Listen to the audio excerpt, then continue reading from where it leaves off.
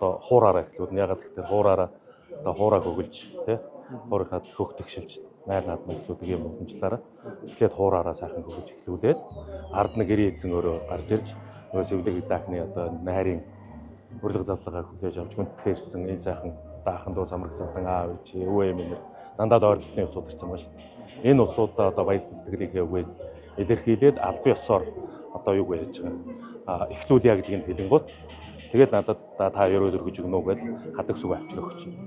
Тэгэхээр ах нь гарч ерөөлөө хэлээд уртын дугаа яваад тэгээд ивэлжлээ тэргүнд хадаг сүг авчиж өгöd. Тэгээд хүүхдээ энд суулгаж байгаа бүгдээрээ эхний одоо хүмүүс хүрлээ шүү дээ. Тэгэхгүй нөгөө ингээд бүгдээрээ юу яагаад тахтар шаваад тахтар чи хүүхд уурлаад идэх байхгүй. Эхлээд нөгөө нэг аав ээж өвөө юм нар нэг хүрээд тэгээд хоол ч яг хэдэн цагт гарч ийн те. Тэгээд бэлэн болцсон гоё. Тэгвэл энэ аав ээж өвөө юм нар нэг хүнтэй ширээнийхэн хүрээд хүмүүсийн хоолнд нүрээ тэгээд наагур нь яваад ингээд авчихгүй. Бүгдээрээ нөгөө ингээд гоочлолоо зогсчихдаг шүү дээ. Тэгээд дундуур нөгөө одоо бидний нөгөө тоглолтууд юм нууч ороод өгч шүү дээ.